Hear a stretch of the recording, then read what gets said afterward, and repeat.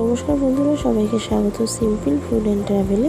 আজকে তৈরি করে দেখাবো মুসুর ডালের বড়া। ভিডিওটা স্কিপ না করে সম্পূর্ণ দেখার অনুরোধ রইল। চলুন তাহলে ভিডিওটা শুরু করা যাক। প্রথমে একটা বাটির মধ্যে 100 গ্রাম মুসুর ডাল নিয়েছি।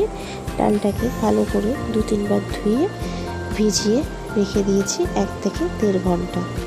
1 থেকে 1.5 ঘন্টা রাখার পরে ডালটা অনেকটাই বেড়ে গেছে।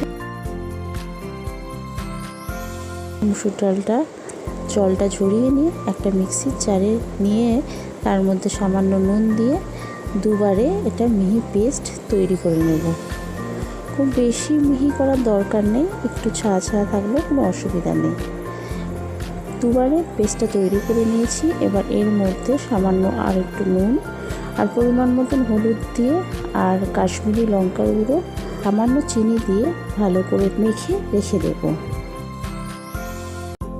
10 থেকে 15 মিনিট। খুব ভালো করে মেখে নিতে হবে। এখানে মাখা হয়ে গেছে। আপনারা যারা চ্যানেলে নতুন ভিডিও দেখছেন অবশ্যই চ্যানেলটি সাবস্ক্রাইব করে দেবেন।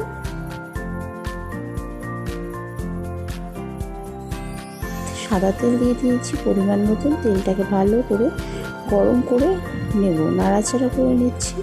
তেলটা ভালো মতন গরম হয়ে গেছে। এবার এর মধ্যে এক এক করে ডালের বড়াগুলো দিয়ে দিলাম। খুব বেশি একসাথে দিইনি, 6-7টা করে দিয়ে বড়াগুলোকে উল্টে পাল্টে নিচ্ছি। এক পিঠটা হালকা ভাজা হয়ে গেছে, উল্টে দিচ্ছি অপর পিঠটা ভাজার জন্য। বেশ বড়াগুলো বেশ একটু লাল লাল করে ভেজে নেব। সবসময় মুসুর ডাল খাওয়া হয় ডাল তৈরি করে বা যে কোনো তরকারিতে দিয়ে। তো একবার এইভাবে আপনারা মুসুর ডালের বড়া তরকারি তৈরি করতে পারেন, যেটা খেতে সত্যি খুবই অসাধারণ লাগে।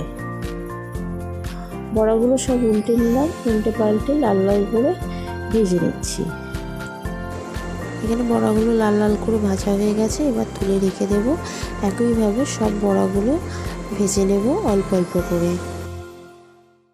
আবারও বড়াগুলো দিয়ে দিয়েছি, উল্টে পাল্টে লাল লাল করে ভেজে তুলে রেখে দেব। এখানে মুসুর ডালের বড়া পুরো তৈরি হয়ে গেছে। আপনাদের ভিডিওটা কেমন লাগলো অবশ্যই জানাবেন। আশা করি ভালো লেগেছে। ভালো লাগলে লাইক শেয়ার কমেন্ট করবেন, চ্যানেলটা সাবস্ক্রাইব করে দেবেন, পাশে থাকা বেল আইকনে ক্লিক করে দেবেন যাতে সবার আগে আপনার কাছে নোটিফিকেশন দিয়ে পৌঁছে।